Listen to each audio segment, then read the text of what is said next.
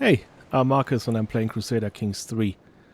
Still on Easter weekend of 2026 by the time I'm recording this, so I want to keep it up, releasing a video each day.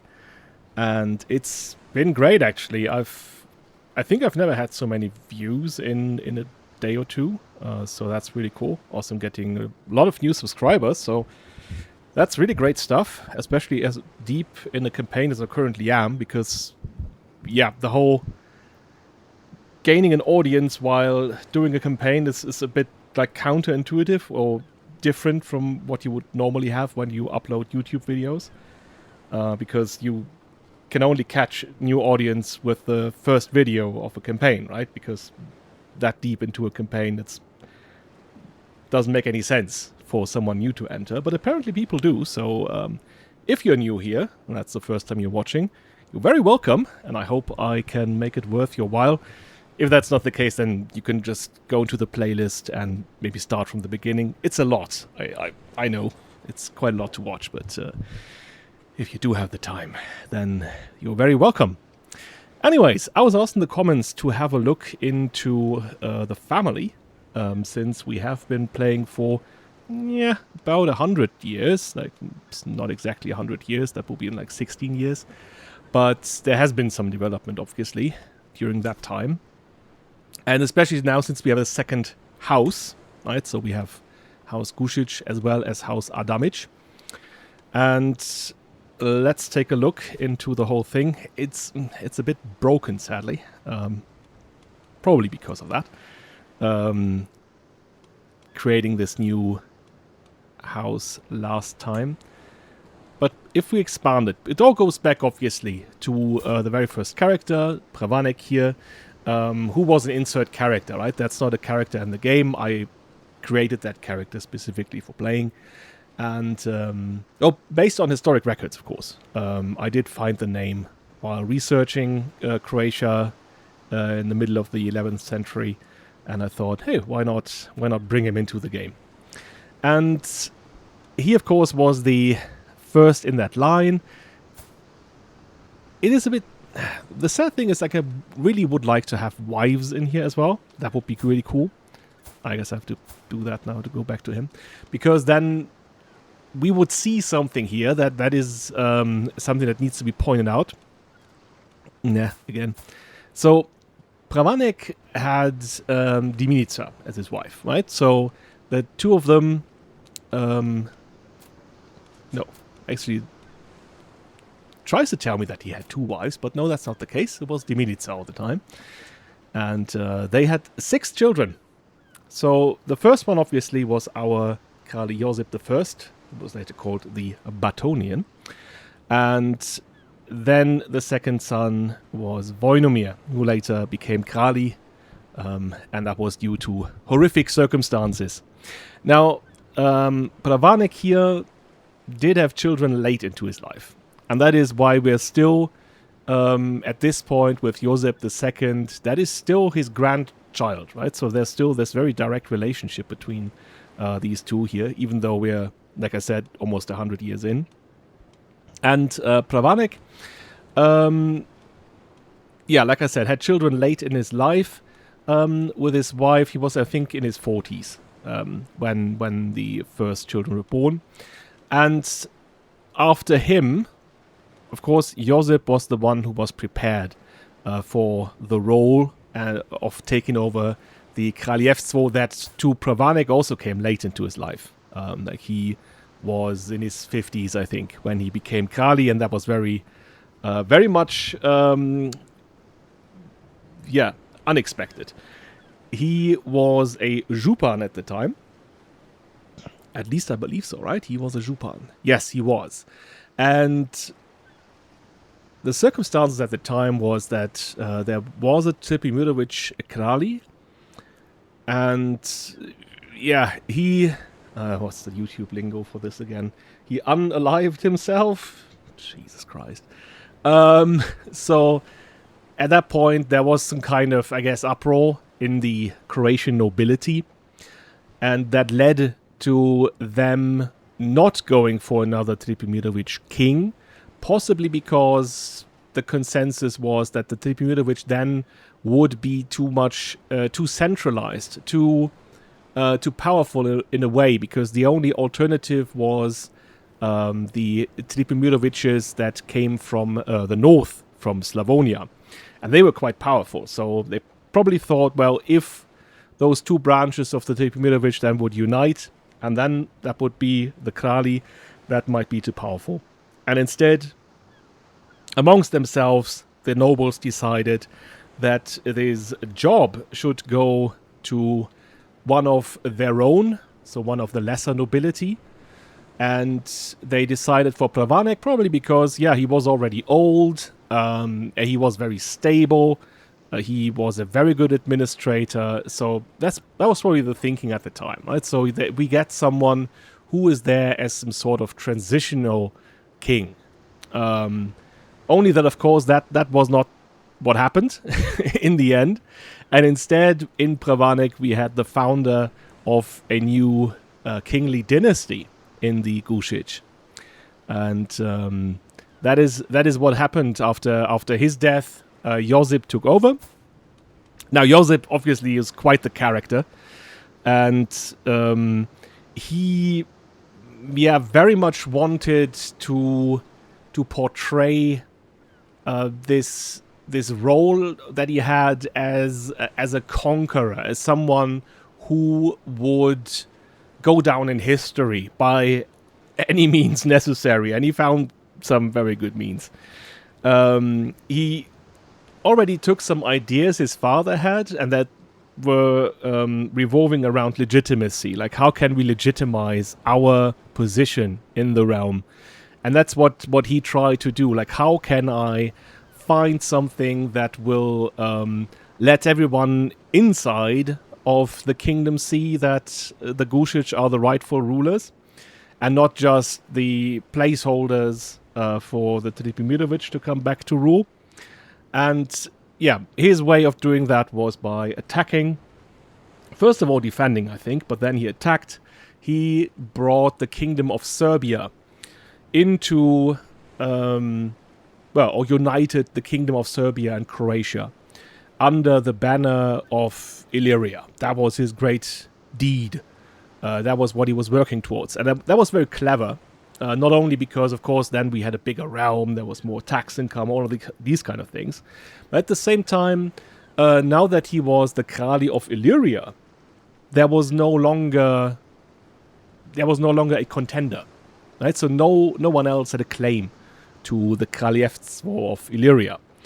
And the Kraljevstvo of Croatia or Serbia, they didn't exist anymore at that point in time, right? So we have Illyria, and that's it. So that was a very, very clever move. And yeah, of course, then he tried to pass this on. He too had, as we do see here, two sons. The latter one here died very, very young. But we get to that in a moment. His first son was Pravanek. Right, so named him after his father. Of course, that's a very normal thing to do. Very usual for rulers who are trying to build this dynasty, this dynastic approach to their own rule, to their legitimacy, by continuing naming. So calling him Pravanek was very much expected, and he was okay. Right? He would have been a very much different ruler, I think, in the end, than Josip the first was, because as you do see, he was a playful guy. He was generous, also not very strategic. He was very impatient. So he would have been very, very different to play. I would have liked to play him, actually. As you do see, he was also an eager reveler, right? There's like very tall and beautiful wife in Irina here. But as you do see here, right, tragedy struck. They both were very young when they died. And that, of course, happened at, what is a bit unpoetically called the Feast of Doom. Or I called it that, and now that's, once you call things a certain name, it just sticks.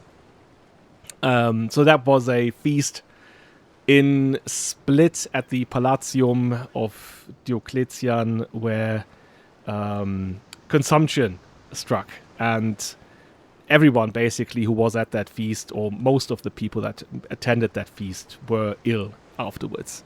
And consumption is one of those diseases in that game here that is really, really lethal, because it doesn't go away like many of the other diseases that would last for, I don't know, a month or 2 months or 3 months, but rather they stick for years.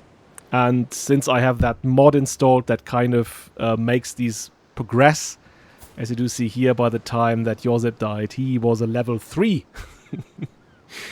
Level 3 in consumption, which is not very good. You don't want to level up in this trade. So that's when he died. And yeah, Pravanik passed even before his father. And that's just toppled his whole idea of creating this dynasty. He tried to work against this, married a woman who, as we do see here, also became very ill. She made it until level 5, right? That is the health is the Reaper approaches. Right. And he did. And they even had a son that was born after, I think, Josip died. Who they called then Plavanik as well. But of course, he died as well as a child, as a baby even. So that's the whole line here, very much diminished. He did have daughters, and of them, the first one, funnily enough, is still alive. That is Diminica, named after her own grandmother then. And of course, there was Claudia here, who was very much, of the Grand Dame of Illyria, who was marshal for the longest time, commanded the military, very unusual, obviously, for a woman, and she was an exalted warlord. Right? That's about the best trait you can have when it comes to education in martial. And she was then married to a Karling, interestingly. Like, Josip tried to find very good matches, obviously, for his children, to make sure that their lineage, that their dynasty also added to the renown of the Gušić family. So she has a son, Renaud here, who is now our Ban of Dubrovnik. And where we obviously leave the Gušićes behind. Diminica here does have children as well. And one of them leads mercenaries now. Another one is a bishop. Interestingly, that guy here, Guido. Oh, my cat is doing things. I don't know what to do with her when she's in that state. Wait a second. I guess I can lure her out of the room.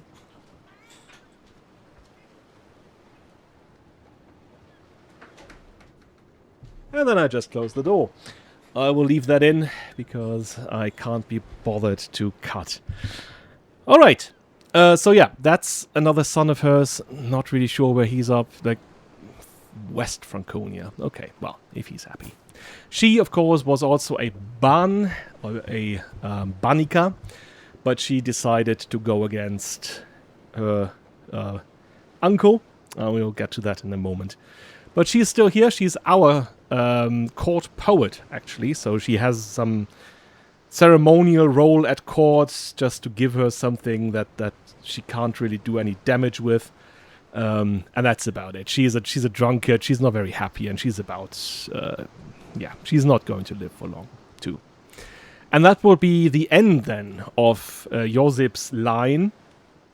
He did have another daughter here in Helena, who married Philippe here, who is now the King of France. I'm not sure if he... Alright, okay, that's the children... Okay, that's their children here. And they did have a lot of children, actually. I think she also... No, she died of consumption as well, yeah. And one of her sons is now the heir to the Kingdom of France. So that's at least where part of our family is also still continuing to thrive, interestingly.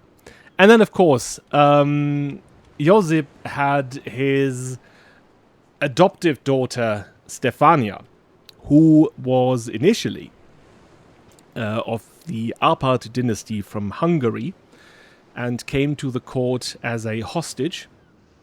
And that's where she was brought up, and she very much idolized Josip. Like, really, really, really, like, a lot.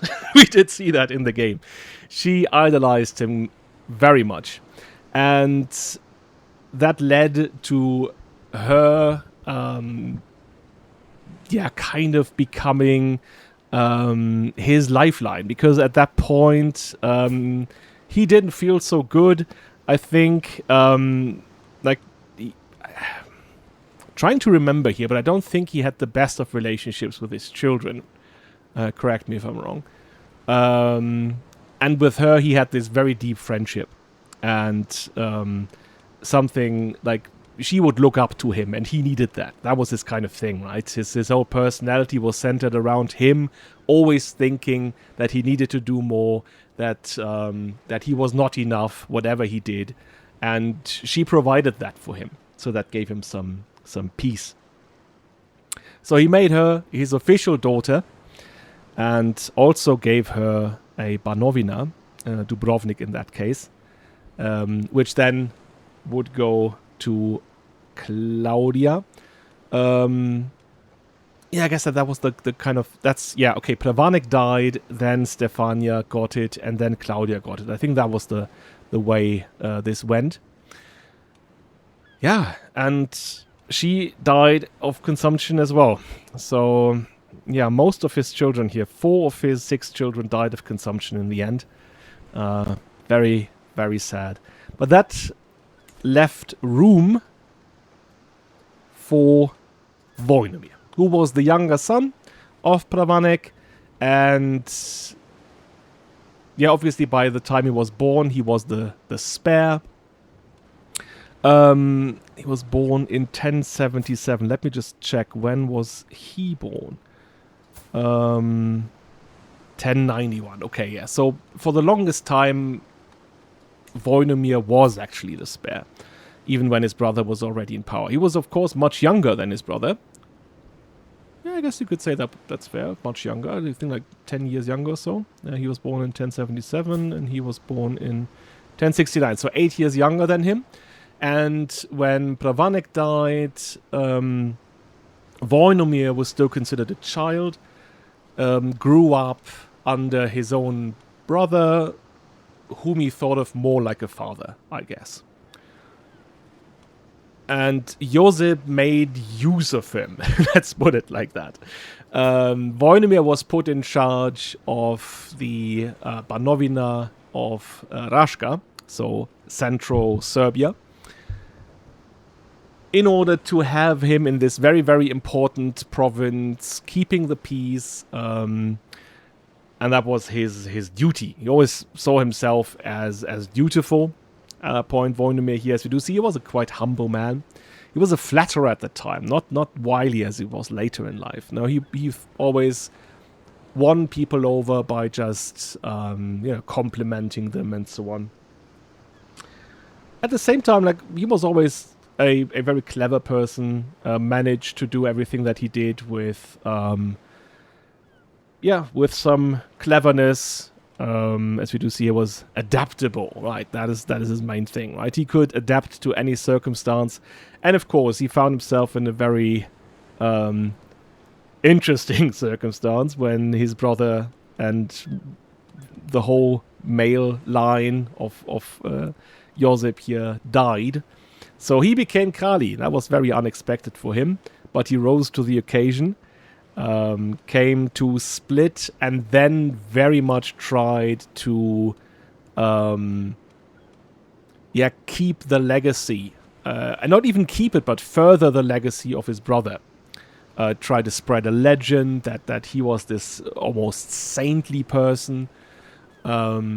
He kept the whole system in place, didn't do any offensive wars, was actually caught in a war with the Byzantines, but managed to fend them off, and very much consolidated what Josip had conquered. So that was his, I guess, biggest achievement. The way he stabilized this realm. So by the time he passed that on to his son, he would had that bed made for him, and able to then further weave that narrative of the Gušić dynasty. He, of course, had 3 sons. All of them are still alive. And the interesting part here is that he did not choose his firstborn Adam to be his successor. Several reasons for that, I guess. Mostly, I think he did not believe that Adam would be able to continue the rule that Voinomir thought would be best for Illyria. He knew that he was a deceitful character. That's something he did not like even malicious in nature. At the same time, being very good as an administrator, right? As you do see here, perfect governor, perfect or fortune builder here, very good stewardship. So that's his thing, right? At the same time, also hard-headed. I guess a bit scatterbrained. That's something I think Voinomir did not appreciate. He was very precise in everything that he did. And that's a trait he also saw in his son Josip, like someone who was able to take a look at all these complexities that being a ruler brought. So Adam was made a ban. His children here were also made ban, so they were given power. That was the kind of consolation that Voinomir had in mind. Make sure that Adam supports his younger brother, even though he would have been the heir. And as we do see, it worked out. Adam here is actually quite happy, I think, in his position. Maybe at some point he realized that he didn't necessarily want to be the Kralj, and he's happier in the position that he is in currently. So there's that. Also serving as steward. So I think he's well off. He's all right. Of course, he has like 2 sons, Franjo and Voinomir, which is also why he has not remarried. Right, he could obviously remarry, but after the death of his wife, I'm not sure that they had this kind of really loving relationship, but I guess he thought that maybe if he married again, had more children, that might make things more complicated. He had 2 sons at the same time. They already have children as well, so there's really no need, I guess, for him to marry again. And they, of course, like I said, they have children as well. So they are continuing this line. They will be very, very powerful, obviously. So that is something to look out for Josip and his successors. Needing to keep them happy as well. Because as you do see, Franjo here, deceitful, opportunistic.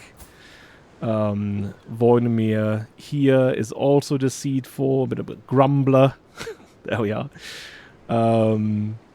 And also, like, he's jumbled, and he's also hard-headed like his father, right? So I guess Voinomir was right in that aspect, right? They were not meant to be these great rulers, but they could be local rulers at the same time. Right, so he has 2 younger sons that were born after he became a Kralj. That's important to point out. So they never knew their uncle, Josip I.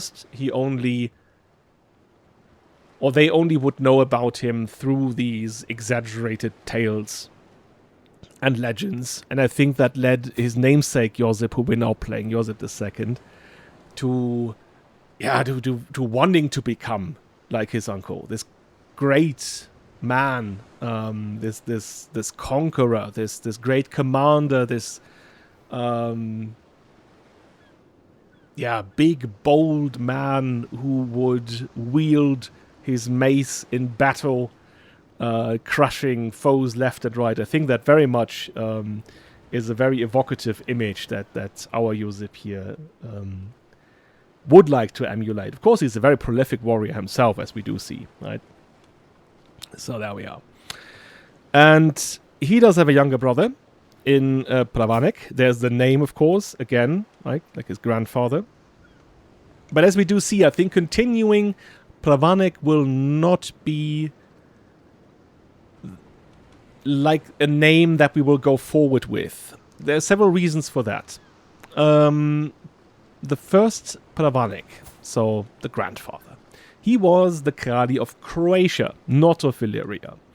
So if they want to continue saying that, hey, this is Illyria we're in, we may be Croatian and we would identify as Croatian, but Illyria is our kingdom, then it makes sense to start that line with Josip. So we have Josip, Vojnomir, now we have Josip again, and he named his firstborn son Vojnomir as well, right? So that's where we continue here. With Pravanik, he is very similar to his father, actually, in the role that he got as being the younger brother, the one to support his older brother. And he is okay with it as well, seemingly. And I guess he is. He is actually best friends with Josip, supports him in any way he can, and Josip relies on him greatly by having him as his chancellor. As we do see, he's very much like gifted. That is his thing. He's a very charismatic person. As we do see, like he's a fickle guy. He's maybe not the most decisive person, but in the position that he's in, he's just perfect. There we go. Oh, he's currently exhausted. Oh dear. Well, I hope 3 years. I guess he will be fine afterwards. So that's Pravanik here. He, of course, is now married to a Trpimirović in Franica. And they have 4 children, 2 sons, 2 daughters. We know that the Gušić name here is very much secure at this point. We're not afraid of our line dying out. That's definitely not a threat anymore. And that was a threat in the beginning, right? Under Pravanik, then under Josip. But no, not anymore. We are fine. So, yeah, going forward, we will hope that this will stay in this line of the family. Maybe at some point, this one here will become a separate house as well. And this would then be the main line of the Gušić going forward. Now, the thing that I would like to highlight too is that when Pravanik had Josip marry, he would find, there we go, a Trpimirović wife for him in order to boost Josip's legitimacy, also making sure that he would be able to have like an alliance with that side of the family and so on. And his other son, Vojnomir, was marrying into House Jamomitic.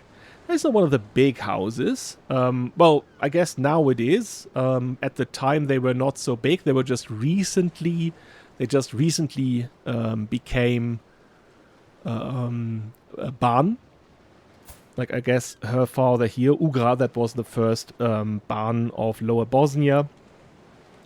So that was not the most prestigious marriage, but a marriage where, and I think that wasn't even Pravanik who brokered the marriage, right? I think that was Josip in the end. So that was more seen as a marriage to make peace within the nobility of Illyria, not very much as in like bolstering the fame and legitimacy of the Gušić dynasty.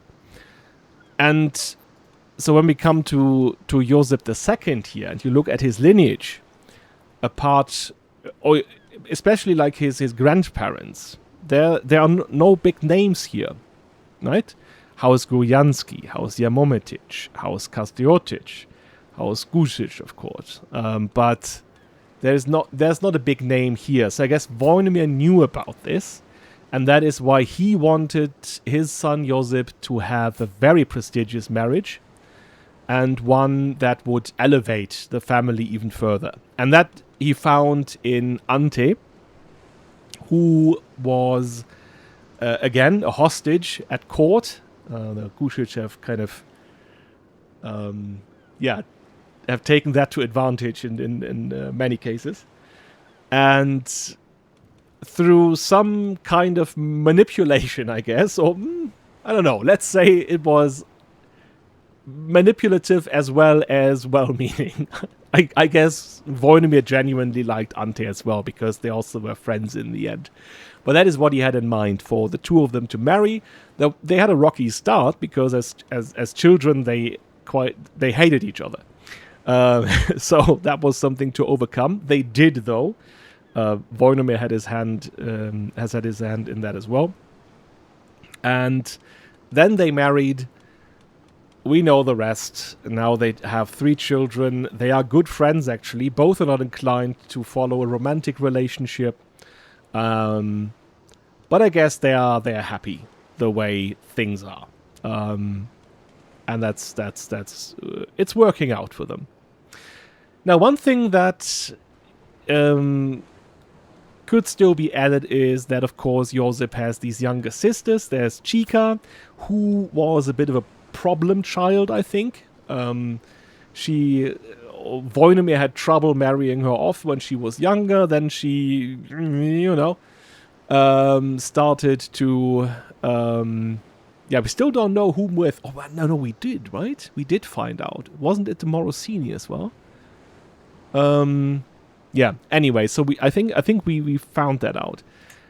But then she was married off finally to one of the sons of the king of Jerusalem. That was King Sancho the Crownless, who is now King Munio of Galicia.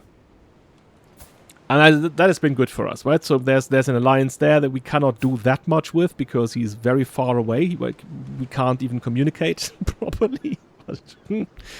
I guess the good thing is we are not being called into his little wars here. He does have another brother, though, and I will come back to that in a second. But before I do, there is also the matter of Krešimira. Krešimira here was instated as a županica, or županica, mainly because of, at the time, we couldn't hold that many domains, and something needed to be done for her. I mean, she's great at this, being Midas touched, being so good in stewardship, and so on. At the same time, we are at this level now, 4, 5. Like we can hold another domain, and we, I guess, would find a better use for her. Maybe she could be married off as well, and so on. But I did realize that I need to start this tree here again. So the absolute rule that we had in our former form of government is now obsolete, and we have to start anew. So we have to go to level 2, and level 2 will enable us to tell Krešimira that hey, this is we would like that back, please. It is now considered an act of tyranny, right? Because we are feudal now. This is not seen as legitimate anymore, just revoking people's titles. I guess we're not that concerned, right? 60 opinion is fine. Just losing some legitimacy is also fine. So we'll revoke that one. Then being able to hold 5 domains again, and just, we will see what we will do with her then. At the same time, like, the thing that's currently bothering us is the cold humor flu. That is, for whatever reason, it has spread to Split. So there was the kind of backdoor solution here that Voinomir had kind of already implemented or thought of, that whenever a devastating disease would go rampant here in Dalmatia, then the family could always, or the whole court could always retreat to Stare Trgovište, and that is in the middle of this mountain range here inside the heartland of I don't know, is that modern day Serbia or Kosovo? I'm not too sure. Then you can tell me if you know. But again, that is where we are here, and there's no way, unless of course there would be a disease outbreak directly here, that we would catch any diseases, because mountain ranges are quite good when it comes to that, preventing that from spreading. So there we are, currently quite safe. And I had an idea. Of course, I always get comments like, when are we doing the next big conquering? Like when are we going to rule over the world? Yes, I guess Josip would want to conquer something. Because again, that would, in his eyes, legitimize him as a ruler of Illyria. And that be, of course, in succession of his uncle, Josip I. That was very much his thing, right? So by emulating him, also adding to Illyria, that would then further legitimize his position again. Now, yeah, I look around, and of course, that's not going to be easy. In Hungary, we still have a warrior king in Farago the Cruel, whom I guess we cannot beat, even if we wanted to. Then there's the Holy Roman Empire, very much secure under Kaiser Volz here. You always have to imagine that if we attack, we do not only attack him, but rather any of the nobles in the Holy Roman Empire that would decide to aid him. So this number here can quickly go up to 20,000. Right? So, we are, of course, allied to the Byzantines. That means we cannot attack them directly, but we can also, if we needed to act defensively, call upon them in defense. That would be great. But yeah, so I don't see that coming here anytime soon. But I think that there's another chance for Josip to say, hey, I want to be seen as this great commander, as this general, and that is by defending the Holy Land. We have the King of Jerusalem. They are, or King Sancho here, is the brother-in-law of our own sister. And therefore, we can... I might close this, actually. Oh yeah, by the way, I have, in the meantime, changed every town to actually being a republic, because that is the usual state when it comes to feudal systems. And otherwise, it wouldn't have worked out. So everything is a republic now. There we go. Even our direct vassals are now republics. I changed what they had in treasury and put that in their own pocket. So now they can also go ahead and build buildings and so on. That should kind of, once I press start, that should boost income a little then, because we are now able to get those taxes. Anyway, okay, so going back to Jerusalem, which is the combined kingdom of Jerusalem and Syria. King Sancho II here is, well, I guess he has good military, but the problem is his forces are spread between several wars here. And there's one particular against Strategos Theophylactos here that is aiming to capture the town or the city of Antiochia. And I think this is something we could help him with. There we go. We can enter an alliance with him. So that is what I'm going to do. Oh yeah, at the same time, let's prepare for war. Sadly, I think the knight manager is not working correctly, because I did say I don't want rulers as knights. Yet at the same time, the new rulers here have been appointed knights. So obviously did not work out that well. There we are. Anyway, but we can maybe invite some characters to court that are good at that. I want you to look at that. Aldimir Dragutin. Yes. Look at him. He's perfect. Like he's proper tall. Very hairy. And yes, great in prowess. Awesome. You come to my court, please. What else do we have? Momchilo. Yeah, I guess meager. His prowess is actually good.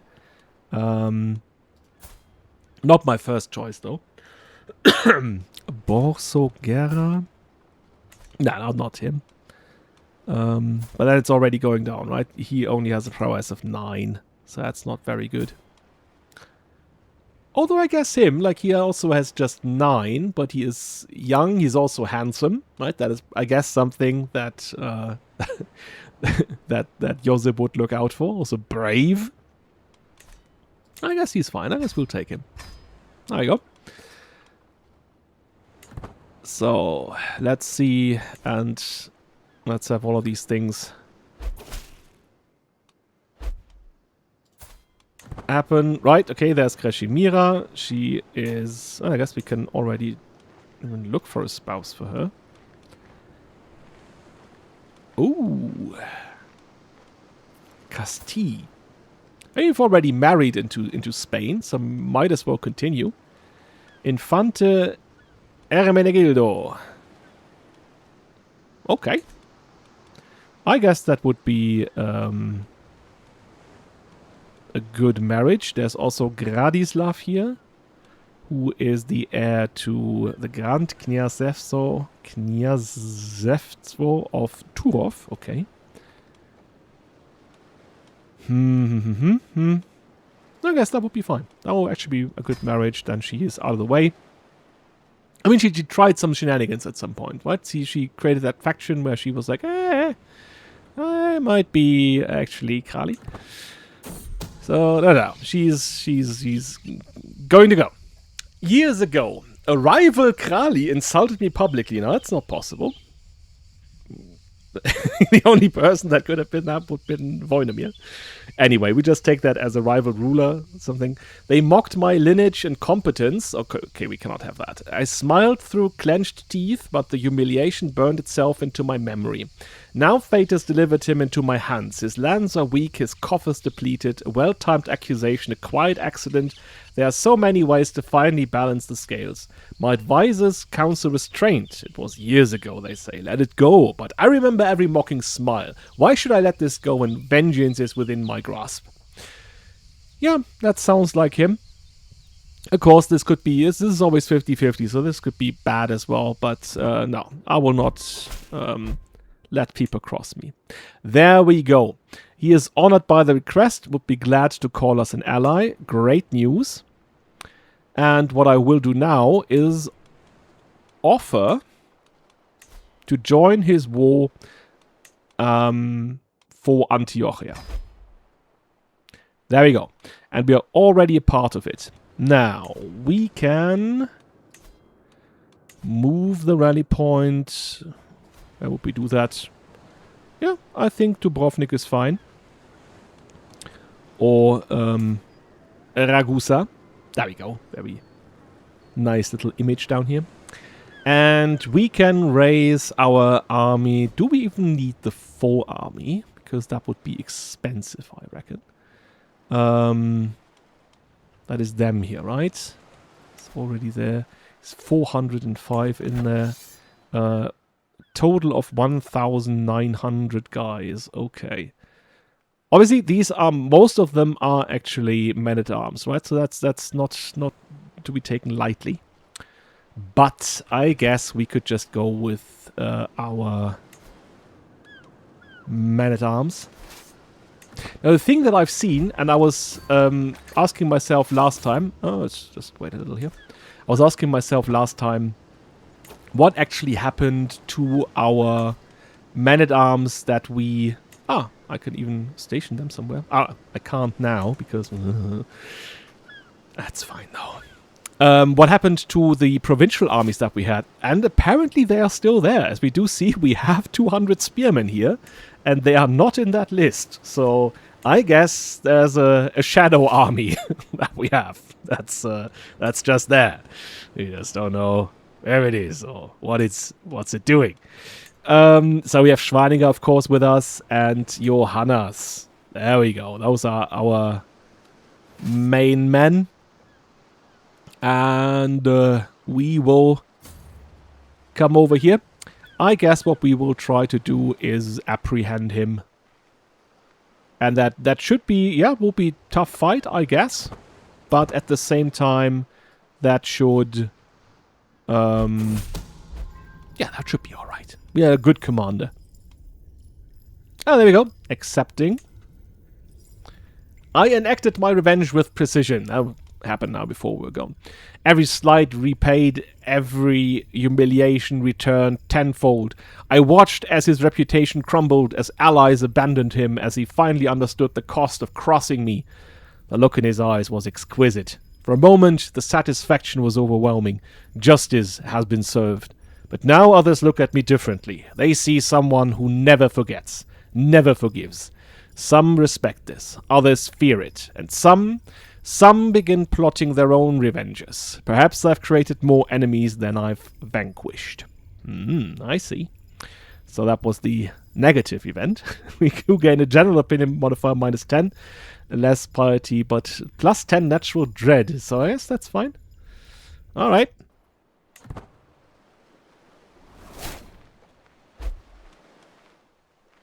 The new noble family. The Banja Luka family. Okay. I see. What else is new? Oh. I'm sitting around the map table with Albrecht and Braslav, discussing our strategy for the ongoing war. Albrecht eagerly points out all of the prime targets we should immediately send raiding parties to pillage, while Braslav sits back and patiently advocates for us to secure critical locations and wait for the enemy to come to us instead. It is my right to decide our ultimate course of action. Yeah, I guess we can employ both strategies. Oh, there we go. By the way, do we... Yeah. I think we didn't have all the knights.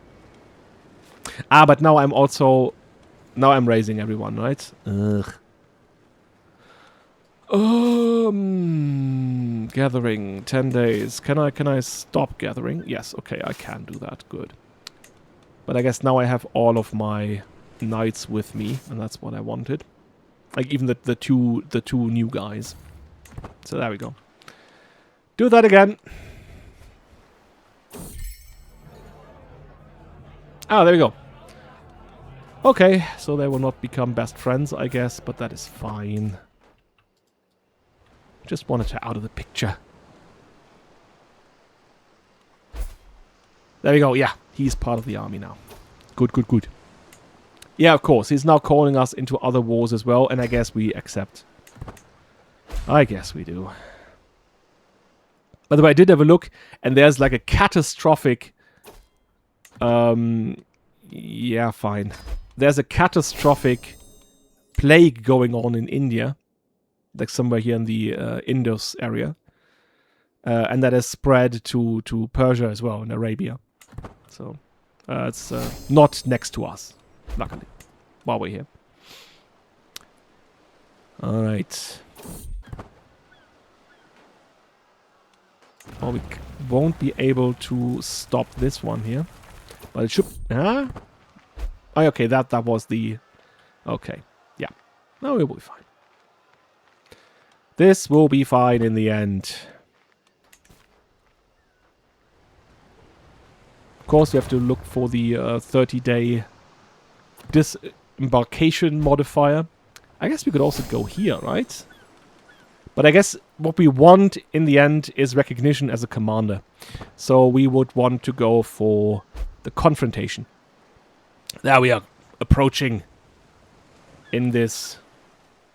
what are these called again? Something was DR in the beginning, right? So not a galley per se. Anyway, okay, so here we are. Here we are approaching.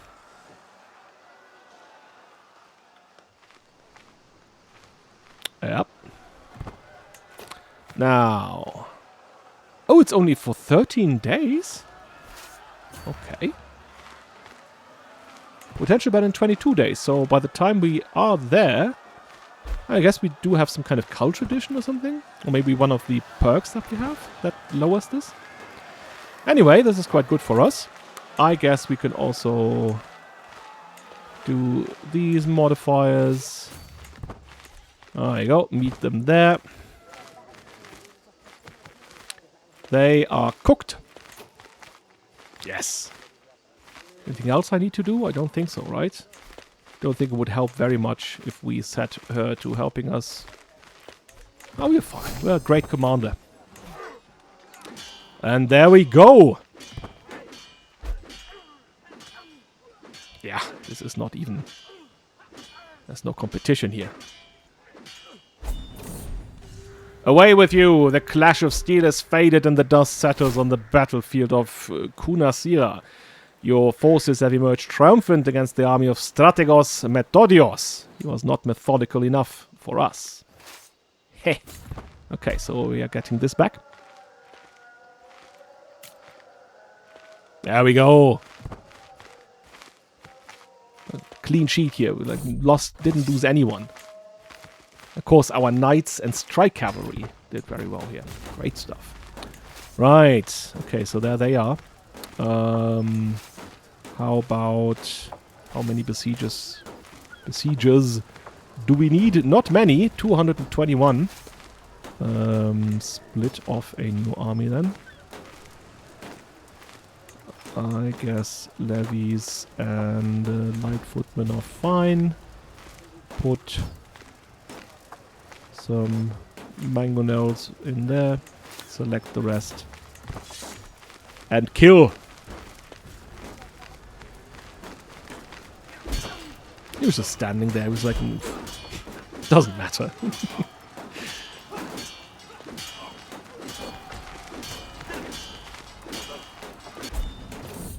There we are.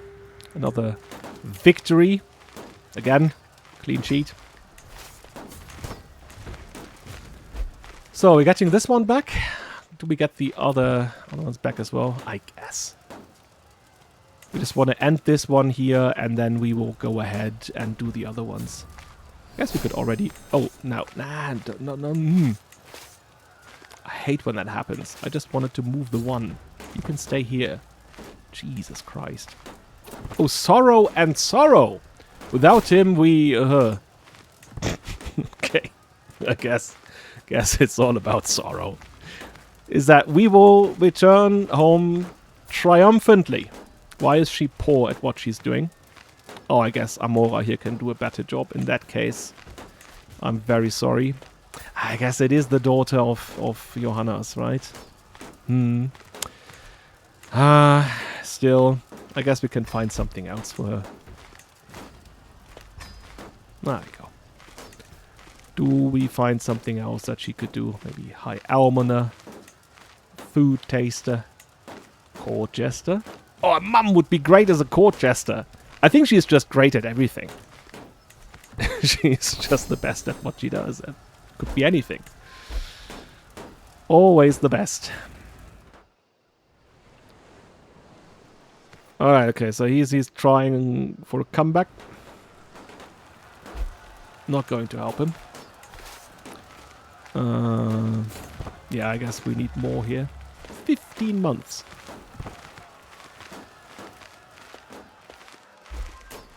And I think we will start getting war score from held objectives.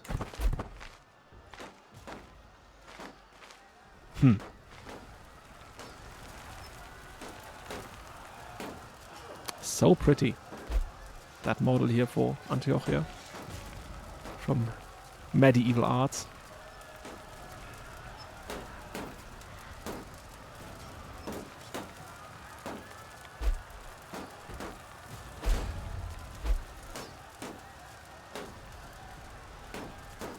Yeah, I guess I can speed this up a little. We're really fine though when it comes to our finances, so I guess we can have more armies. You could already start doing that then. There you go. It's time for a break from Voinimir's routine lesson plan. I think it may be a good time to pass along some values of House Gušić to him. Yeah. He should become arbitrary, eccentric, or brave. He will become brave as well. Yeah, that shall be now our way of distinction.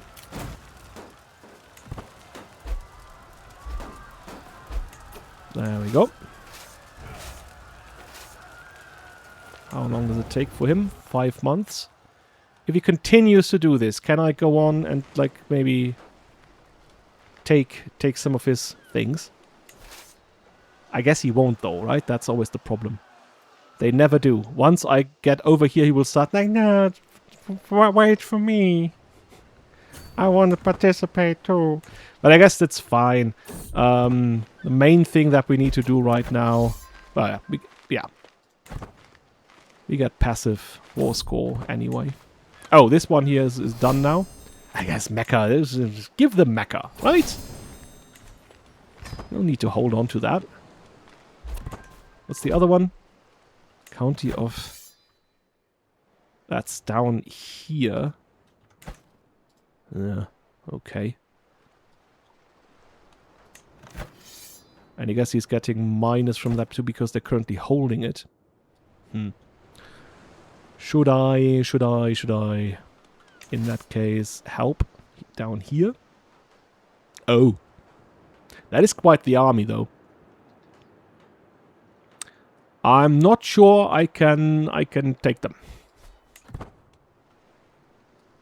I guess we just continue doing this here. That's fine. The days spent marching through Issus have been long, and they felt even longer thanks to the constant downpour of rain. Days and days have gone by with little more than howling winds, sheets of cold rain beating down on the soldiers. I've rarely felt more miserable. In fact, even once the rain finally stopped, I found that the chill never quite left my bones. There's a cough that's settled deep in my lungs, and it only appears to be getting worse. I've tried to put on a brave face for the soldiers, but I don't think I can hold out much longer. Oh. Got ill.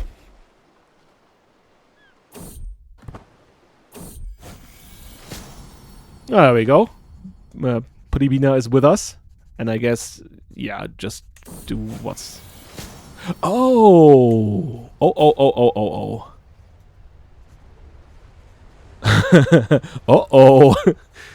Pribina called on the priest to bring forth the finest singer in the court, which turned out to be a young child with a bright tenor voice. For several days in a row, the child sang me to sleep.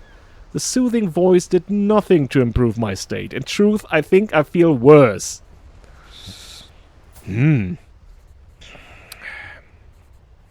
I think I'll do that. I guess, yes, we know he's vengeful, but he is not impulsive, right? We've had that before. He probably meant his best. There was probably no attempt here on my life. At least I don't think so. So, yeah, okay. I think it's time we... Yeah, we don't need that right now. Let's take the cheese. We're fine though, are we? We're fine. We'll be fine. We shall be fine. Okay, he's there.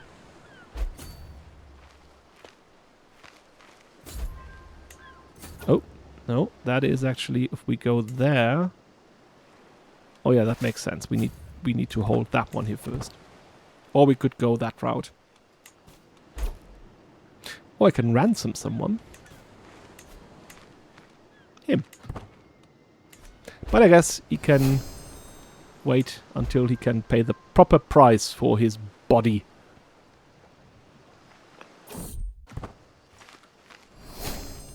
Don't know why I phrase it like that. Anyways. Oh! Strategos Alexandros. How dare you? Is there anyone else here helping?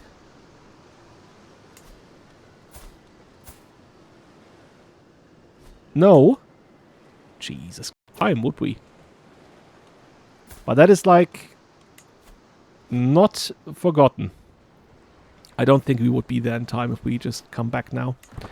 But we'll get there.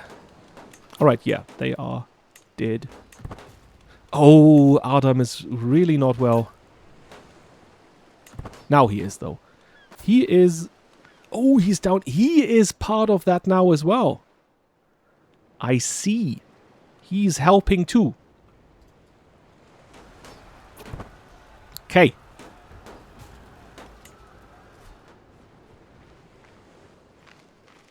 Right. Guess they're waiting there. Hope they will win. Don't want this to be a back and forth in the end. 6 months. We'll just wait there.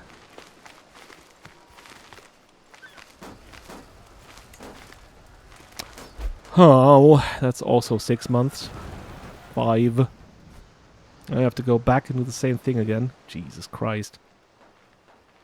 Why are you not... Like, you could do something at least. And now he's coming over there, so... I guess I'll have to go back at some point. Or maybe that one is over then, and then they will move their main host up there, and that will be all over. We'll just stay there. We'll just stay here and continue. I guess he's ill, so he doesn't want to do something drastic. Don't want to go through that dreaded land of Issus again. The footstep of Alexander the Great, are we?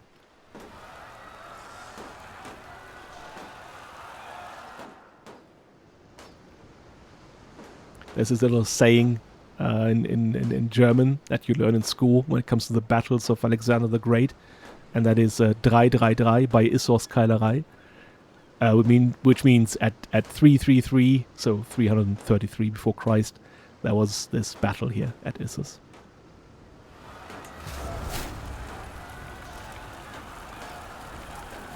We have another noble family in Illyria.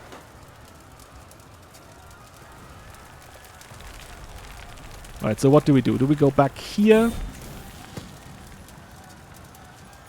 Oh, Voinomir just lost a board game popular in the court when his opponent revealed they had won not through skill but deception. Shocked at the revelation, Voinomir has announced he won't let a single thing pass his notice the next round. Oh.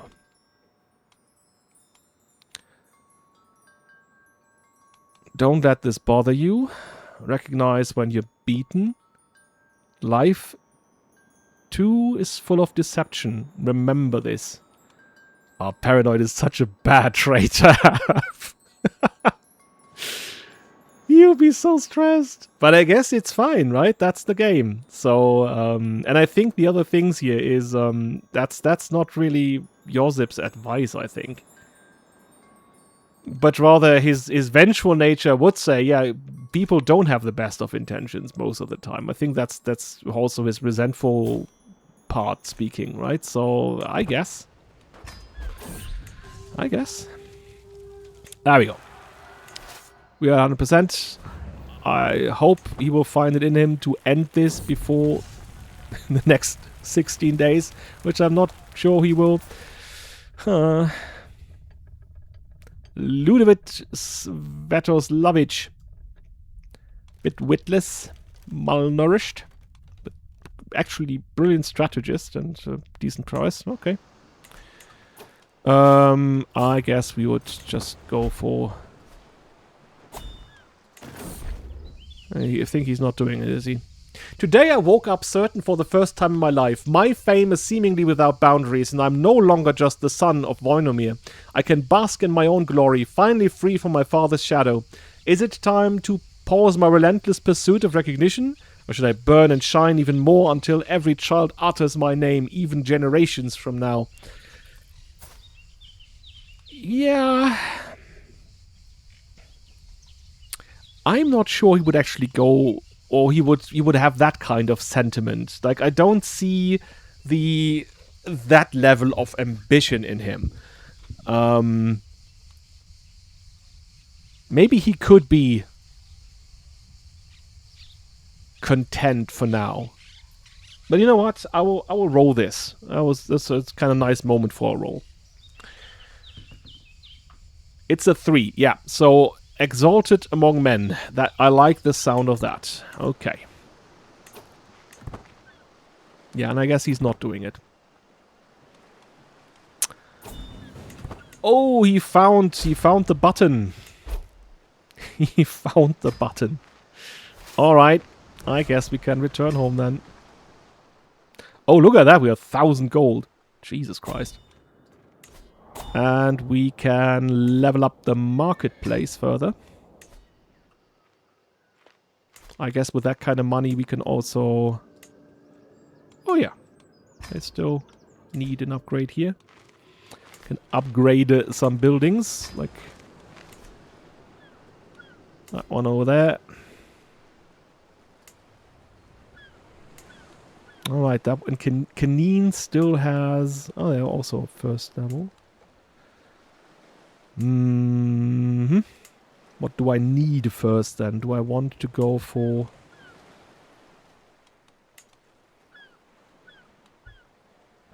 Yeah, I think I want more coin first out of these. Or maybe... That is 400, right? That's quite a lot. Yeah, but I'll do it. I'll have Canine as a bigger fortress as well.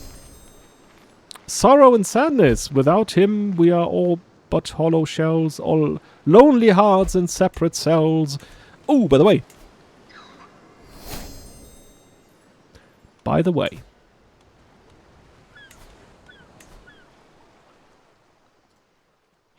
I guess we go here. If I go there, we might not be in time, and then he might just come and beat us. Oh no, bah, maybe we can still do it.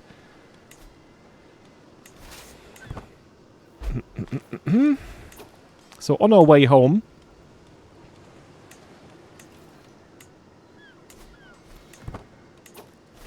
Yeah.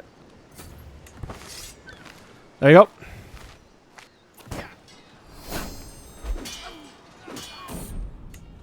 Ah. The plague has left the realm. Yeah, we can spend some money on disease recovery.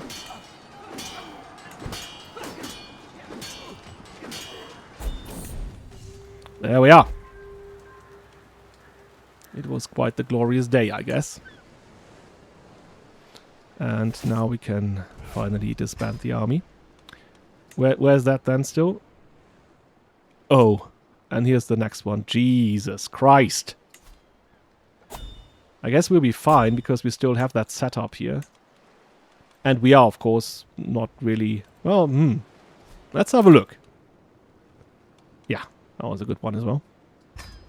By the way, has he just lost his hair? What happened here? He has lost his hair. Oh no. His beautiful, beautiful hair.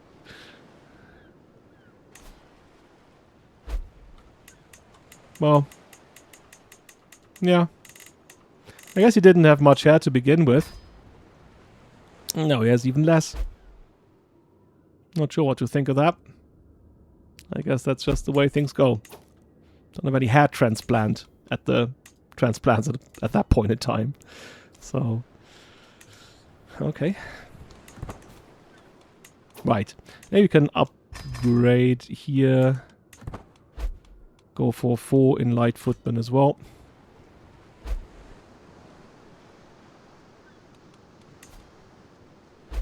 Aha. House Gušić is now powerful.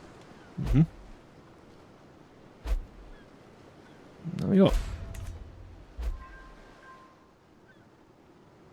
Things happened.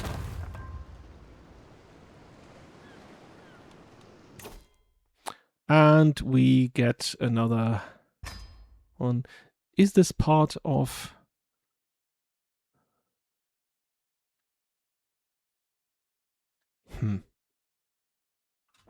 Don't see it here.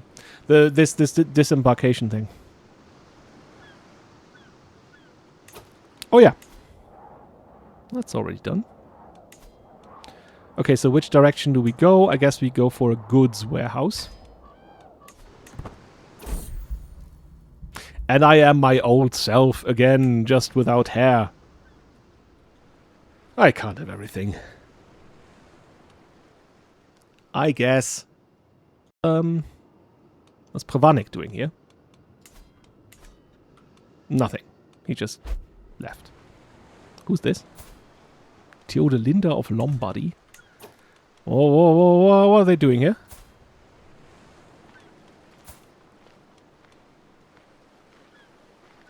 They're attacking Kaiserpfalz and they're coming from that angle here. We didn't give you permission to cross our lands. That's something I would actually like to have in the game. It's like you cannot just pass through any lands. You have to either negotiate that or like you will become hostile once you enter these lands. Anyway, a cloud of suspicion hangs over my court, and its source is the fundamental disagreement between Bathsheba and Amora. They have come to my throne room to debate the very nature of loyalty and betrayal. A new courtier has quickly gained favor and popularity. Bathsheba is pleased to see a promising new face rise through the ranks. Amora insists they must be a spy, sent to infiltrate our court and destroy us from within. Alright. Yeah. I guess blind faith is not a good thing. Maybe just, like, we're also going in that direction now, apparently.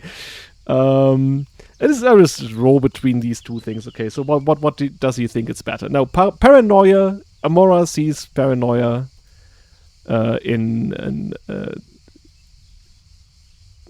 sees shadows in every corner. There she goes, because she's so paranoid. I don't think we need to be that paranoid. Our son would like, but yeah, that's not a matter. 64 gold. Yeah, okay. We have someone else in there. No, that was it. That was it, apparently. So now we just go... There we go. How are they doing? That's nearly rank 3. It's also doing something. By the way, I guess we can go back to... Oh! There was a strange air in the great hall at tonight's family feast. Firstly, my older brother Adam ran about, busily telling everyone what to do and how to do it in the loudest voice possible. Then I noticed that Pravanik and Kumica weren't speaking. Normally they're inseparable, but suddenly my brother and his mother sat on opposite ends of the table, and if they passed near each other at all, there was a distinct chill between them. It appears their friendship is at an end. Oh, what happened here? Mum and Pravanik. How old is she now? 69, and she's still going. Wow. They're no longer friends with her own son. I wonder what happened there. Mummy still likes me. Of course, I'm the golden boy. What happened with her? Fornication.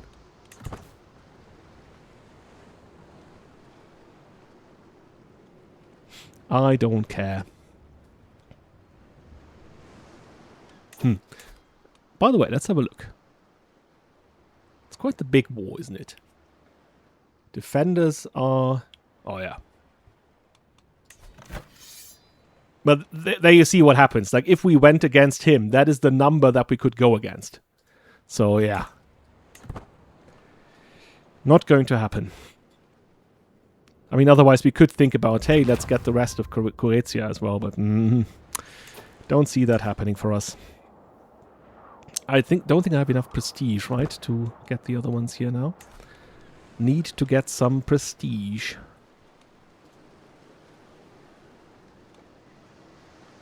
There we go. I think we're fine. We're getting there. How's Hungary doing?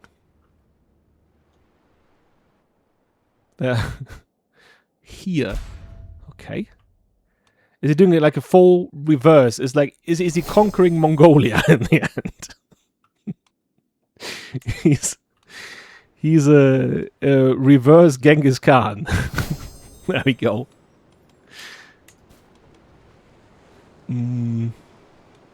What alliances can I have anyway? King Velasco. And the Infant himself. Yeah, it's fine. I don't need them. Currently, at least. 20,000. Look at that. Yeah, that's definitely not something we can go against. Whoop. What happened here? My perceptive cupbearer, Župan Janko, is a dependable man, bearing his responsibilities with considerable aplomb.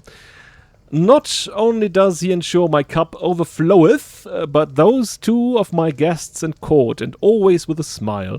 Such enthusiasm and deftness is rare. He be very useful. Okay.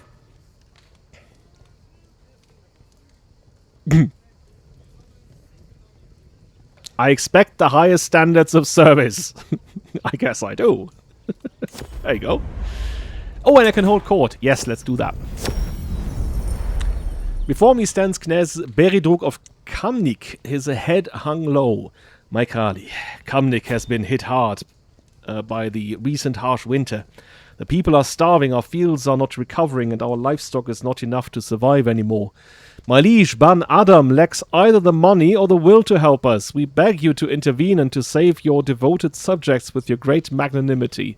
He bows deeply and falls silent. Okay. Huh? 260, that's quite a lot though. Tax relief. Ooh. You sent Gregoras. You would leave the court. Nah, that's such a lot of coin. Nah.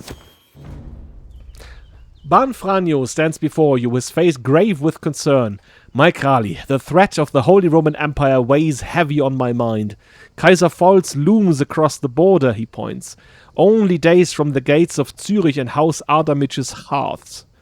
You must help fortify my lands. Corinthian soldiers and fortifications are all that stand between Illyria and ruin. Hey, okay.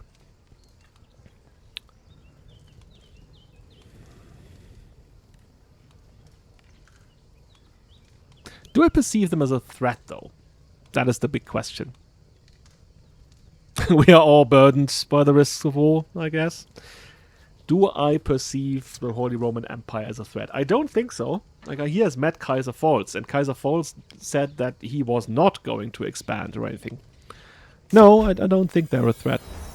I'm faced with Fabian Menislavich Šubić's sad eyes, which grow larger and more pitiful as his acquaintance Ludovic gently ushers him towards my throne. My Krali, he laments, the boy has been at Domaslava's court with no one to watch over him since the death of his dear papa. Please look to his future. Oh, that is a Šubić, actually. What can be done with such a child? Oh, well, we will find him a home, I guess. Yeah. There we go. My business is done. Alright. So there we are. I guess we, at least found some way to show the world that we are capable. I guess he's happy that we helped him. Could help more, I guess. Certain ways, but there was like 3 wars at a time. We cannot do everything for him. Increase to 10, of course. That will go down again to 9. Unless I go overboard.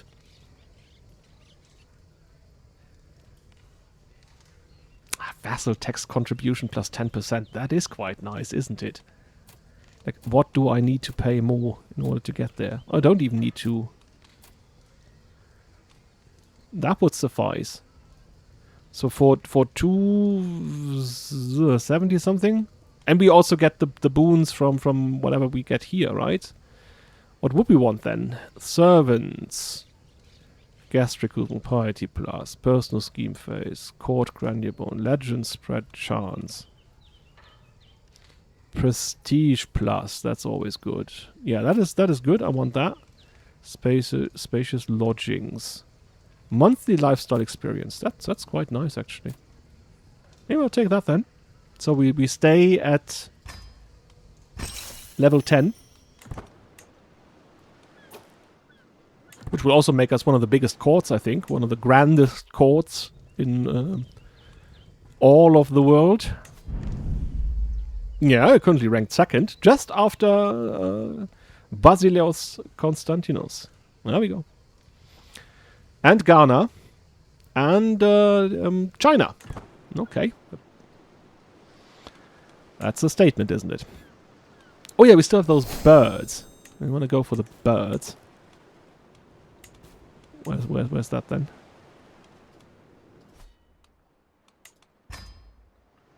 Up here. Busted sighting. Oh yeah, we're still up here. 263. That's quite expensive. Not really that much into birds, I'm afraid. Let's check.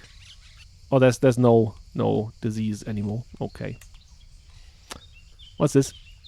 3 of my calmest counselors, Beni, Pravanek, and Chrysantos, have approached me with a way to ensure stability. They speak of the dangers of rash decisions and the need for diplomacy and mediation. They advise that we send envoys to our most powerful neighbors to negotiate long-term non-aggression and trade agreements, securing our borders through treaties and mutual prosperity rather than blood and steel. I guess that's fine. Yeah. All right. That's costly. I guess that's an okay initiative.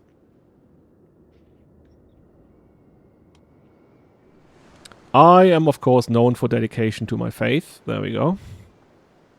Oh, yeah. About to become a religious icon. I see. Now, what else would we do then?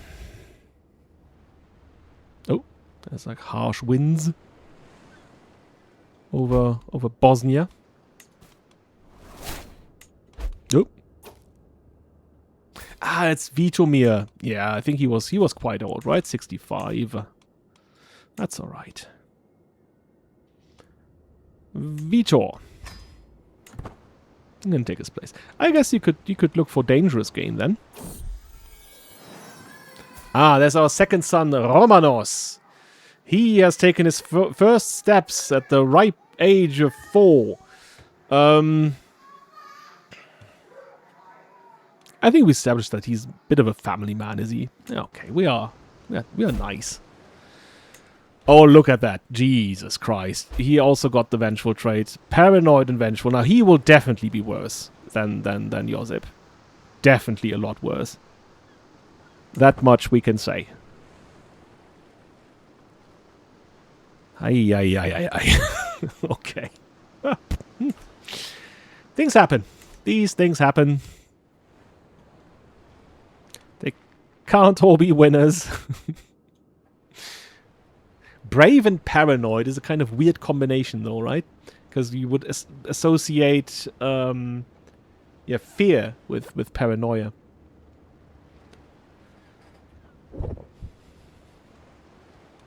But I guess in his case, he would think there are assassins at every corner. He's not afraid of them, but he thinks they're there, and he wants to kill them.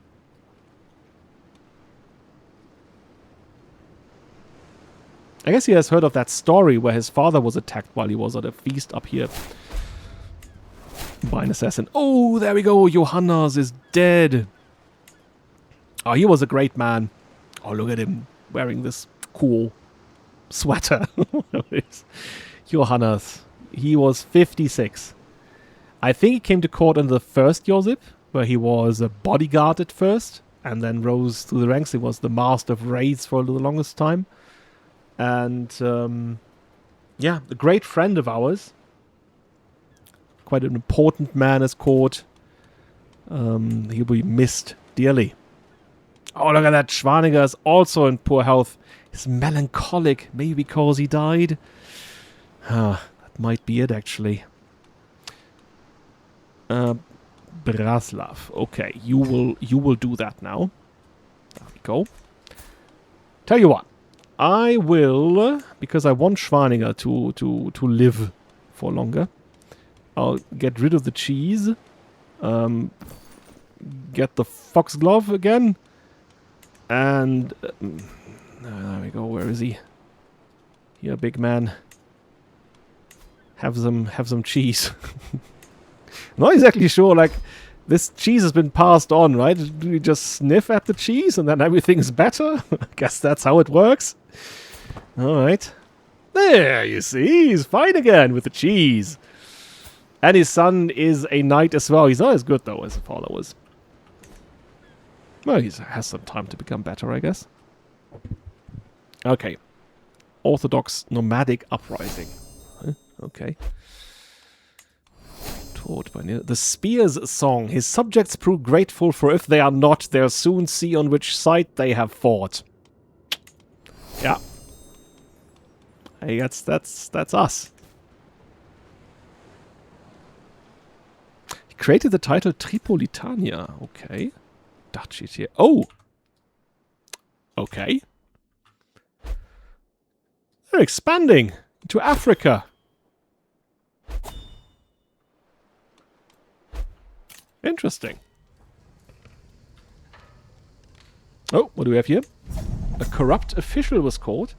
Not too long ago, Dorothea was representing me on official business. Dorothea? Ah. In the Jupania of Rashka. While there, she witnessed one of my petty officials, Ilarion Nikolic. There you go. Harassing some peasants, physically pushing them around, trying to extort money from them, and making lecherous comments towards the more fetching of the commoners. Angered by this injustice, Dorothea approached Ilarion, warning him to stop. Ilarion scoffed at Dorothea, assuming she was a nobody, until Dorothea revealed she was my direct representative. To insult the Kral's official representative is no laughing matter, and due to the many complaints about Ilarion from the locals, Dorothea has brought the fool to me for judgment. Dorothea's logic is that if I punish Ilarion here in my court in front of everyone, I can set a firm example for the rest of my realm. Yeah. I think that's right. There we go. Strip him of his titles and imprison him. Yeah, that's what we will be doing. There we go. I said imprison him. No. Okay. I guess he's dead now. Some things can't be helped. Just happen. Ah. There is Ban Renault, our first cousin, once removed. The Carling Ban of Dubrovnik. There we go. He's taking the knee. Serve me well. Thank you. So now, can we return or should we return to Split? I think we should, right? Problem is we cannot do it again then. Then we are bound to Split. But I think it's better for us to be stationed here. We are more in the middle of everything. So yeah, I guess that's now that's something we have to live with now. Oh, as you traverse the rugged terrain of the Rashka Mountains, you stumble upon an isolated hut nestled among the vineyards. Living there is a friendly hermit, Miliko, who greets you with open arms. As a former vintner, he prides himself on his collection of fine wines and fruit brandies, all produced from the local vineyards.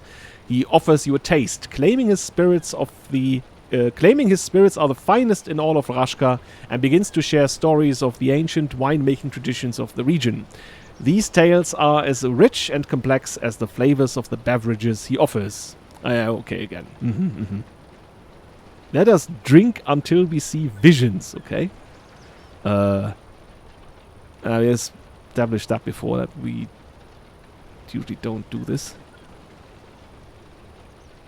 Tell me of the hidden paths. Okay. Is that something he would like to tell us? You know what? For once we can just do it and then taste a bit. Like, it's not that bad. I've noticed that Primina avoids me more than usual. Okay. He always sits at the opposite end of the table whenever we are invited to a feast, and consistently refuses my company while camping. We may not have the best of relationships, but that attitude is starting to tire me, especially when I overhear him defaming me. What? Josip is a obnoxious scullion. I'd be a way better Krali than him. Alright. And I guess that is now the second time that he has irked us. Like the first time, of course, was when when we were terribly ill, and he sent that boy and to just, I don't know, sing in front of us for a few days, which I guess was also horrible. So then, back then, Josip thought that maybe he had the best of intentions, but he was just misguided. But now he thinks that that was part of an agenda, apparently. And that Pribina here is actually very much his mother's son. He is the son of Svetlana, the Quarrelsome, after all. You know what? You are going to get beat up right now. There you go. And you can, yeah, hit the road. Yeah, okay. We don't really have good alternatives here. Wait, do we have...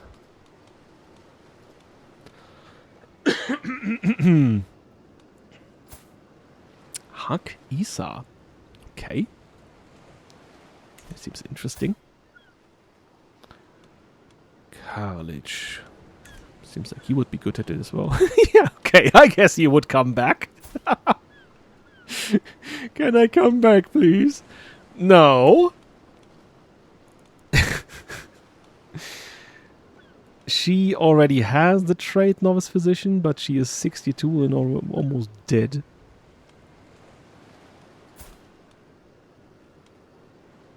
She has Lover's Pox. I guess that would be okay. She is a Novice Physician, has decent learning. But I guess I could take that promising young man here. I think his traits are good for that role.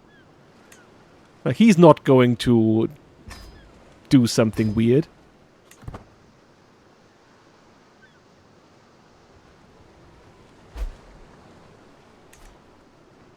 Ah yeah, departed for my court. And there we go. And now we let him improve his skills. And we get him up to good, at least. Oh, what's this now? Traveling through the rugged terrain of Pomorje, a challenge arises as the grassland becomes a labyrinth of tall grass. My knight Ognjen and my knight Welf begin... Welf, that's the German pronunciation. Begin to argue about the best approach to traverse the treacherous trail. Ognjen, your suggestion is reckless, exclaims Welf, visibly frustrated. Ognjen retorts, and yours is cowardly. It seems as if my entourage is at an impasse. Ah, Welf is the son of Schwanige, of course, and Ognjen is the... Oh, right, yeah, okay, that guy that we brought to court. I think it's quite adorable, but I want you to work together, guys, not against each other. Traveling through the sometimes harsh environments has invigorating effects on at least my state of mind vigor. Oh no, Ognjen, there he is again. As I glance over at Ognjen, however, he does not appear to be doing quite as good. His movement is labored, his breathing is heavy, and spontaneous bursts of coughing ripple through his body. Clearly, he's not well. Yeah, I guess I let Mama treat him, and it works. Oh, for whatever reason, I am now having critical stress. Ah, because of my arousal, I see. As you traverse the sun-baked plains of the Duchy of Dubrovnik, your party stumbles upon a madman. Valdemar. Sounds like Voldemort. Wildly gesticulating and spouting tales of fire and destruction, he claims to have seen the city of Ragusa in flames, razed to the ground by dragons from the skies. You know, wrong franchise, mate. His eyes wide with fear and excitement, he spins his tale to anyone who will listen, the local villagers watching him with a mix of amusement and concern. Ansel Perga chuckles at the madman's ramblings, while Anthe appears more sympathetic, suggesting that perhaps the man's mind is simply overheated from the relentless sun. Okay.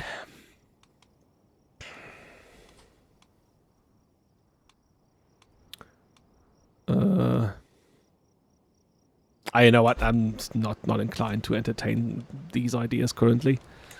But we can actually go ahead and update the workshop. Carpenter. Mason. Textile. Mason is quite nice, right? Building construction cost -5. Oh yeah, I'll take that.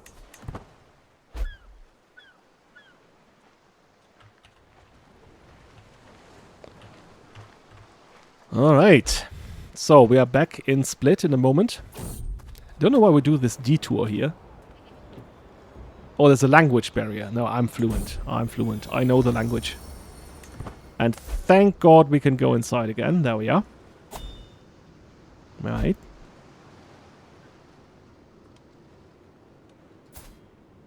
Right.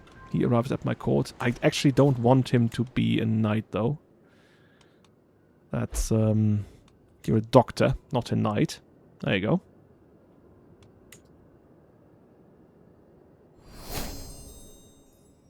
I don't think he should be a knight either.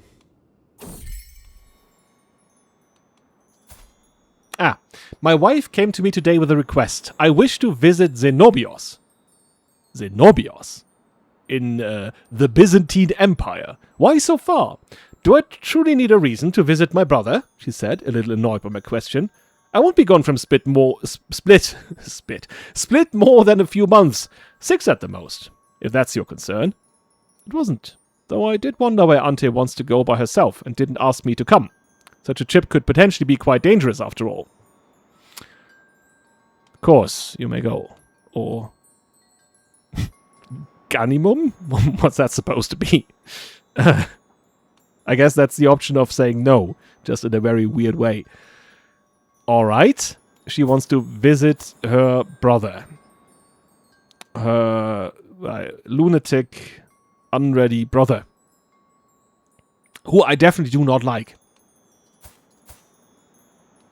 But she's also my friend, and I don't have any reason to mistrust her, right?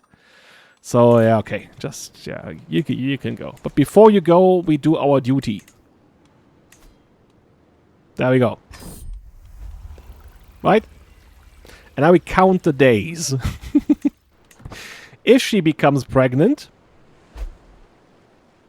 after October, November, then something will be wrong. Oh, it's... Oh, she is back in Constantinople. Is that where he is, though?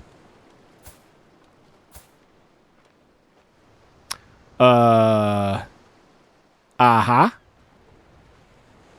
So, she is visiting her brother, who is currently not even there. Now... Anyways, my children, Anthe and Voinomir, approach me with a spark of recklessness in their eyes. Father, Anthe begins, we wish to prove our mettle. They want to settle an argument over who is the better rider by having a race along the treacherous old river path, a track known for its loose stones and sharp drops. They are entirely unafraid. Oh yes, that's good. Good children. I don't know why, but I'm also investing 76 gold into your effort.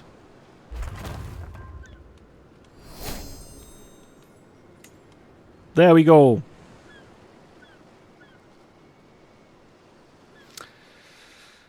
Alright. How's he doing? That's still going. Still ongoing. How about the daughter Helene?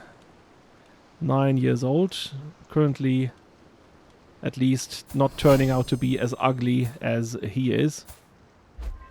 His wife is not particularly ugly. Maybe that is the thing we're looking for? As I patiently await the fetching of my clothes, a servant stutters. Highness, no one can find your garments. I'm surrounded by incompetence, I mutter, storming from my chamber. It's in my son, Voinomir's room, that I discover not only my raiments, but also the boy's wet nurse. I had no part in it, my liege. He dressed himself, Amora responds with a giggle. I guess he did that too, right? That was his thing as well. He liked to play along. Do we go with it? I'll roll for it. Nope. We just say that little scoundrel. Mm-hmm.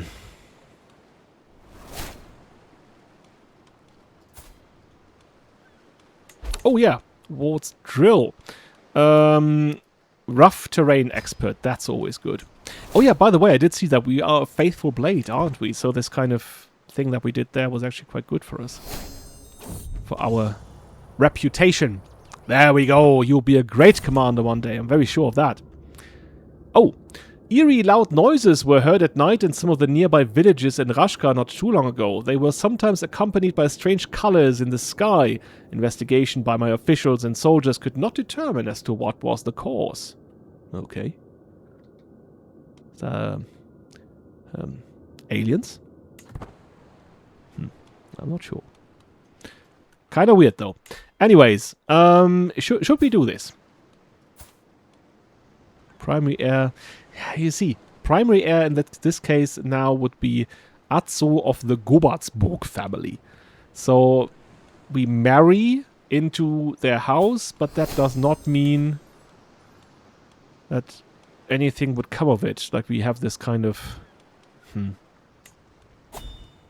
He would like it though. He'd be like, yeah, let's do that. What's that? Oh, Adam is going for a hunt. Yes, I'm going to join you, brother. I will. There you go. While I think about this option.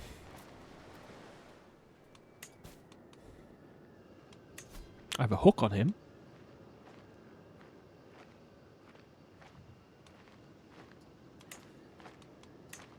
No. Nothing really I can do about that, though. Yeah. Anthe was forced to cancel her visit to Constantinople because he is no longer there. So that's what she did this whole... Like, made a whole speech for. Going there only to find out he's not there. You see, that's what happened, like, in the days before the internet. You know, for my younger audience out there. You sometimes went places, and there wasn't anyone there, and you couldn't even communicate with them, so you had to go home again.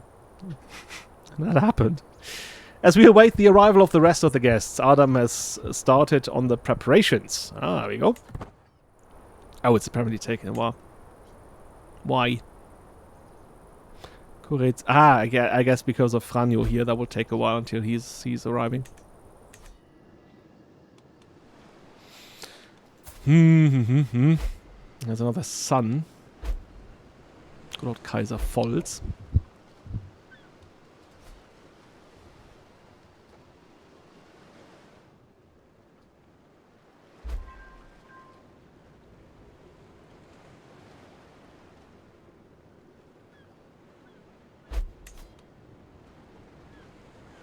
Oh, you even have like more men-at-arms. Okay. Not sure though.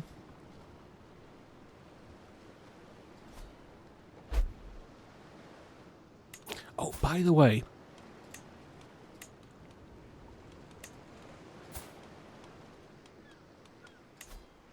Ha! There we go! While we're here, I guess he might be in the vicinity. We seek out our first cousin and rival, Borislav, in order to hit him over the head with our little... or stab him with a little dagger here. Yeah, I guess. I leap into action. My opponent's guard is fierce, and I feel far from victory. Then, fool, take this. Haha, there we go! I swing my dagger in an almost lazy feint. My opponent doesn't see my offhand dagger. Ah, you have a second dagger. Proper rogue. When it's already sailing pommel first for his face. There you go. I'm victorious. There you go, you idiot. That's for being a jerk. That's for trying to kill my baby brother. I will not have that. There you go. Little Pravanek. I think he's taller than we are, but yeah, you get the meaning.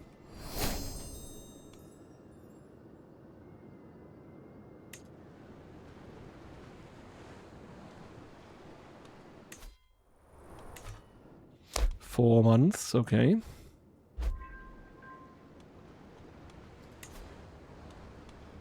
So, what is he doing?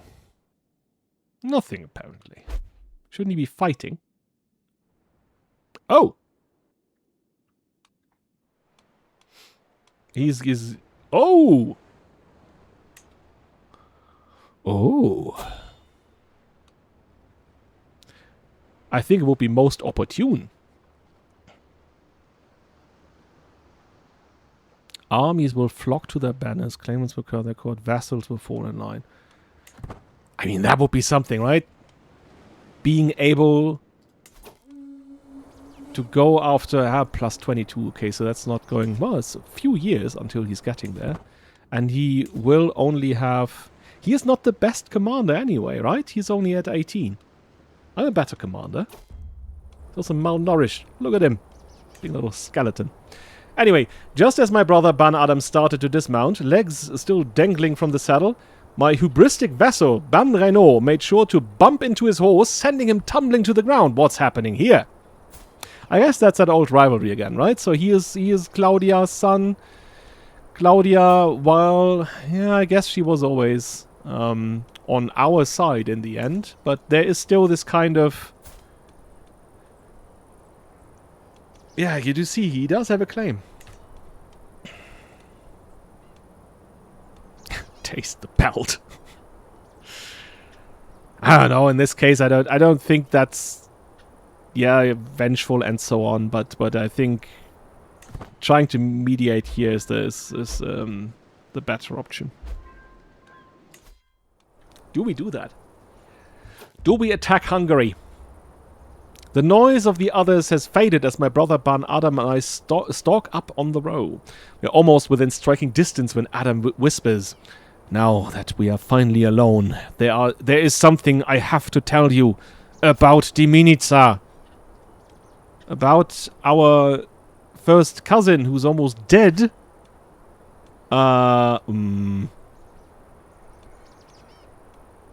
Is that why he invited me? To tell me this? Is it that important? I mean, look at him. He's frightened. He's clearly frightened. Okay, you know what? Tell me. So, what was that then? She embezzled treasury from the Poziet of Nin.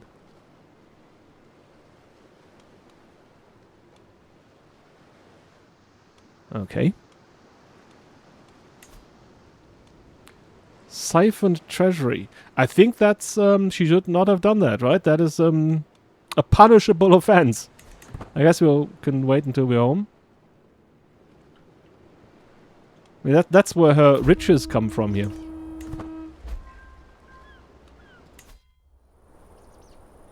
Anyways.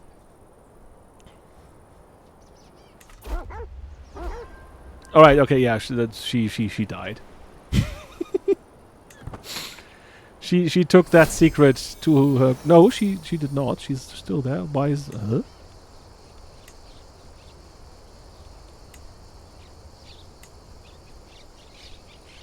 Huh? Episcopal investigation. Late this evening, Chrysanthos sought audience with me. He began to recount the tales of Stevas. Ah, right, okay. Yeah, that's where we have to pay a lot of money for... That... This just go, it's no way. Why is that not a secret now? The Bosnian Banovac, okay. As you traverse the rugged mountains of Upper Bosnia, your party encounters a Bosnian trader, Mislav. He is eager to show you his collection of unique Bosnian coinage, the Banovac. With a glint in his eye, he explains the historical significance of these coins minted in the reign of King Trpimirović, the first, the first king of Bosnia. Mislav offers to exchange some of your goods for these Banovaces. He assures you that these coins hold not only monetary but also historical value and could be worthy addition to your collection. However, you wonder if it's worth parting with your goods for these foreign coins. Alright. Yeah, 250. Kumica could evaluate the worth of these coins, and then we get them for... I mean, it's interesting. It's an interesting idea. Okay. Okay, we'll take them. Okay, yeah, now she's dead. Oh, and I am down to... Oh. How and why? Is that because we don't have the donkeys anymore? Do we need donkeys?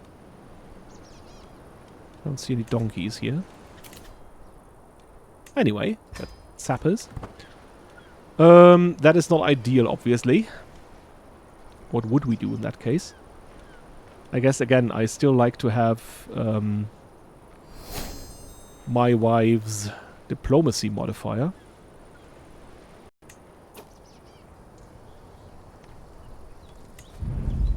New court artifact? Ah! Well, oh, he gave that to us! Oh, that's very kind of him. The Great Rowhide. Oh. I guess we don't need that one here then. There you go. And then we can have... Yeah, okay. I guess it doesn't look that nice, but yeah, it's the thought that counts. I think. Can we sell it? No. Oh. Cursed wolf skull? Oh. Wait a second.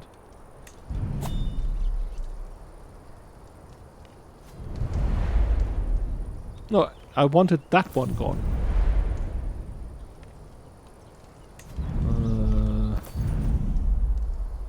Okay. I don't know why that's not here anymore then.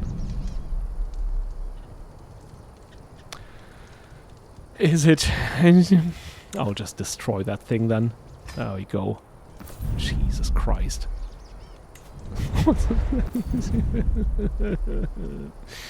Okay.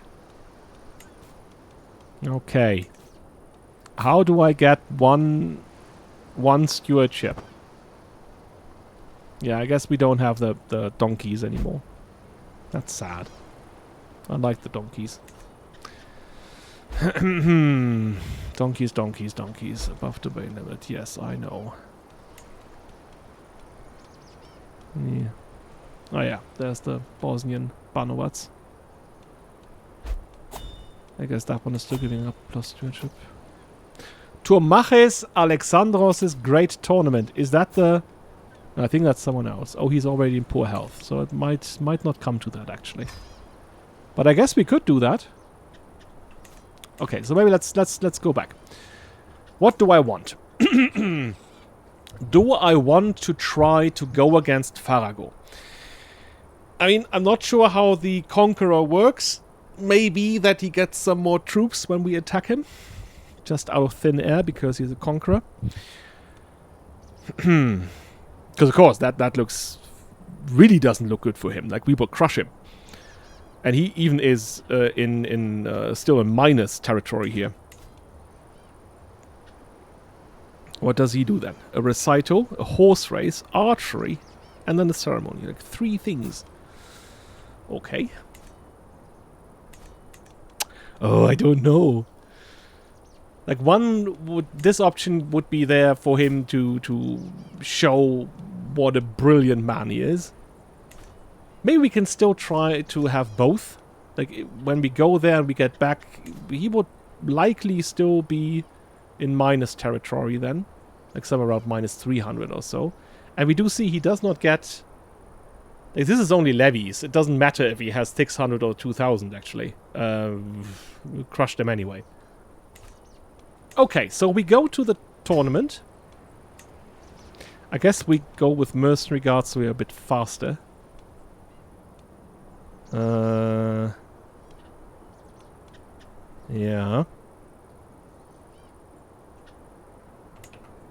Guess there's still some 8% danger over here. That's weird. Guess we can hire a mountaineer then. Is there anything else that we want to do over there? Oh, we've seen most of these things here already. Alright. Where are we going? I guess we're close to the 2-hour mark, so I might do that tomorrow then. Do the tournament, and then maybe we can start our... Because we still have the option here, right? To... Alright, at an activity. But we still have our marshal who has the claim to Somodji and Gjor. Somodji would be fine, that would be here.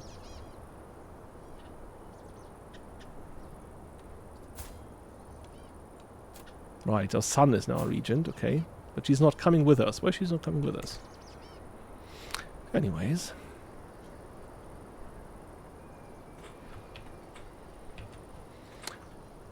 Alright. Juju.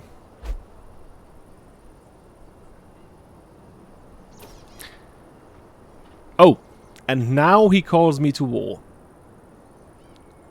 Join me in the Azovian conquest of the Eli of Alania. That's where we're up here. I guess if I decline, yeah, I lose fame. He loses opinion. From quarreling towards rivalry. Nah, I don't want that. Okay, I will accept. But I will not do anything right now. It is time for a break from Voinimir's routine lesson plan. I think it may be a good time to pass along some values of House Gušić to him. Yeah, sure. He's not turning out that well, is he? Stewardship 6.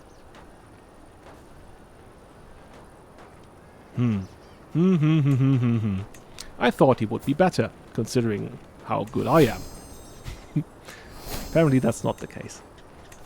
We still have her in place, right? She should be educating the children, encouraging competition. Okay. Alright. We're here. I guess we still have some time on the clock, so... Oh, I clicked something. Okay, yeah, okay. That's fine, though. I am... currently guaranteed, but I guess I could still do some preparations. Recital. Ah, there we go. 10 glory. Schwaniger. Are they participating? Yes, they are. Although I don't want them to participate here necessarily, but I guess they can if they want to. Rather have them go for the horse race and the archery. Oh. My niece is a witch.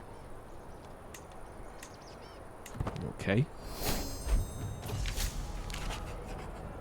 The entrants mill about the main tent, warming up vocal cords and memorizing stanzas as the crowd fills the amphitheater. My ears prick as my name is mentioned, drifting across the gentle breeze. That could be a good sign or a bad one. We'll never know. Or maybe we will, because now it is time to show the world my skill. So, I guess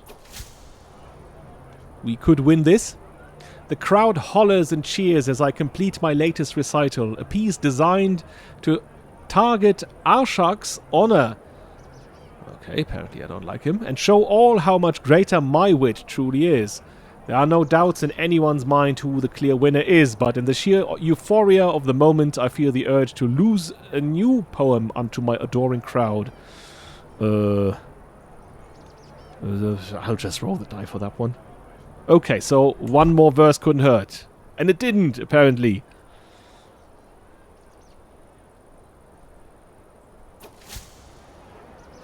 It only takes a line of verse before the murmurs start. Nikolaos is up on the stage quite brazenly reciting lines from a popular local ditty.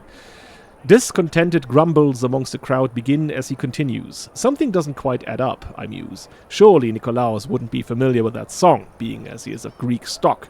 A small memory jumps to forefront of my mind, unbidden. The labourer who had constructed the days had been whistling that very tune earlier. Back on stage, Nikolaos meanders to a verbal halt as the crowd explodes with jeers, a few choice vegetables raining down on him as he shields himself from the projectiles. Okay. Boo! I guess it's just unseemly. Why would I come to his aid? Don't know the man. Night begins to fall on the scene, but torches light the competition as it continues. I talk to myself under my breath, readying my lips for the next round as I reminisce about the happenings so far. Like when another competitor managed to plagiarize a well-known verse. Yeah, that was fun. I step forward to take my turn, ascending the steps to the dais. It's time for the final verse. Making coin. There we go. Regale the crowd with a tale of war and victory. Probably something from my uncle. I finish my final verse, but the crowd haven't waited for the ending. The cheers drown out my words, flowers landing around me on the stage as I make my way off. I am winning. Victory is so close. There are precious few competitors left to go and even less time. It all comes down to this. Yeah, of course I win. There we go. Trumpets sound, the crowd clamors, competitors begin to assemble.